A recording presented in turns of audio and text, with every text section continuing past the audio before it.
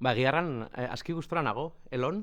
Hasiera-hasieratik proiektu honetan inplikatuta dauden pertsonak eskuzabal agertu dira, eta hori baino gehiago, eraman haute, pertsona desberdinekin solastatu gali izatera, eta hori baino gehiago, pixka bat, herrian galtzera ere. Hor, narratiba desberdinak sortu dira, herriko toki garrantzitsuak, haurtzaroa ere tartean, eta aski polita ere, karrikatik zoazen einean, txarorekin, txaro igeltzekin gertiatu zitzagun, mezatara joan, zaien, eta nolatan, solastu ginen, eta arekin ere ondu ginen etxian, gaina euskaraz, mintzatzen aski euskara ederrarekin.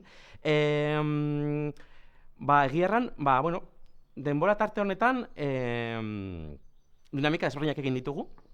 Bideotxo bat grabatu genuen, nola pixkat herritarrei agurtzeko. Polita da zeren herritik barna noan einean agurtzen gara. Hau da, edozein pertsonarekin eta baut sentsazio hori, nolatan elkarbanatu duten WhatsApp bidez ere hor bandoan eta hurbiltasun hori. Orduan, igerilikoa ere askitoki garrantzitsua da, egun guztien akabaian garagardoak tartean eta jendeare lasaitzen da, eta hor konfidentziak ere ateratzen dira gehiago.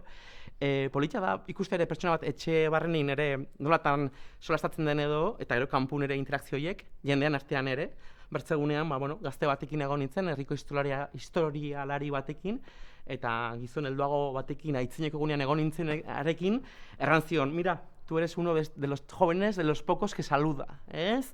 Adibidez, erran zion, aski interesgarri horitu zitzaidan hau, adibidez, eta, tailertxo bat emateko aukera izan dut, herria eta horitzapenak eta tokiak pixkat ezagutzeko bidean, musikarekin eta pentsatzen nuen, jenderik etzela hurbilduko udalako egun bero egitako bat zelako, eta azkenean batzartegia beteta, eta ikusten dut, hori kuriositatea, normala galde egiten dut ere, zer egin behar duten eta guzti hori, eta orain, abuztuan, izanen dugu aukera, proiektu aurkeztekoa, eta Egiarran zorta handia dut, Elon, irakurle taldea dagolako, sinergia unitz, kulturalki ere ekarpen handiak, orduan, oraingoz, errestasunak nagusiki bai, eta aski kontent. Esperientzia honekin, nire esperientziari buruzko gogoetak ere egiteko aukera, baitut edo herriari buruz ere bai tartean.